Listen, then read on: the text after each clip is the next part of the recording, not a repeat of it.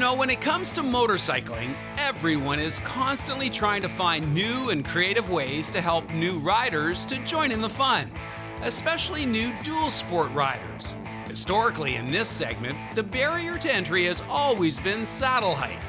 Well, this year, Kawasaki tackled this situation by launching the KLX230 S, an air-cooled, 6-speed, 233cc single with an S, indicating shortened.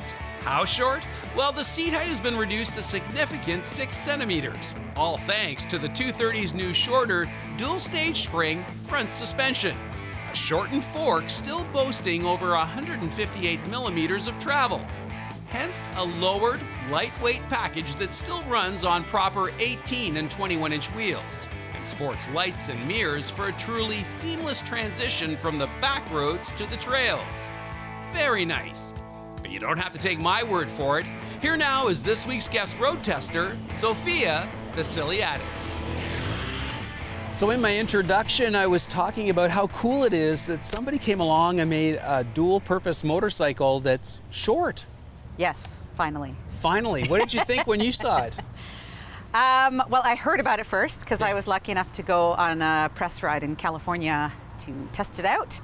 Yeah, I mean, as someone who really enjoys dirt riding and also really enjoys having access to the ground beneath my feet while I'm on the bike seated. Yeah. I was really excited. Cool. So let's break it down. First of all, air-cooled engine, Yeah. 230 cc's. Yeah. Lots of power for playing. Yeah, I mean, off-road, as I'm a less experienced rider, which I think is, you know, part of the demographic they're trying to reach. Yeah. My confidence levels off-road were less than optimal. But it had the power to take on, and we went on a lot of different terrain. The power was perfect. And more experienced riders, I was watching them too, and they were really whipping it around. Like Yeah. it had what they needed to get over all the obstacles and without hesitation. And I think that's because it's also light, right? So Yeah. it's always a ratio of power to weight.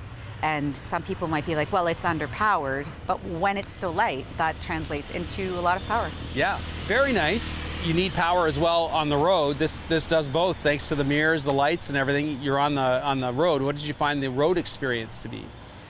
Okay, well, the road experience is, let's be real, we are talking about knobby tires. So anyone who has not taken dual sport with full knobbies on the highway is going to feel the wobble. Yeah. And you need to just get used to it. We actually stopped a few times because they were worried. Some people were worried, oh, something wrong with the bike, but there's nothing wrong with the bike at all. Yep. It's just a reality. It got up to 75 miles an hour. Okay.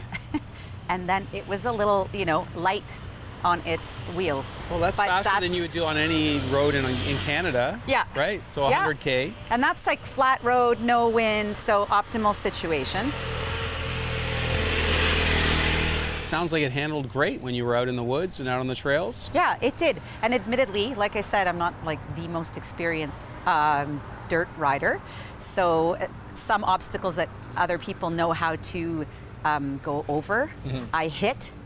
And the suspension really was kind to me. Yeah. I could tell that it had me covered to allow me to maybe get to that point where I would be lifting over obstacles. But seeing them and coming into contact with them, the suspension was really kind to me. Yeah.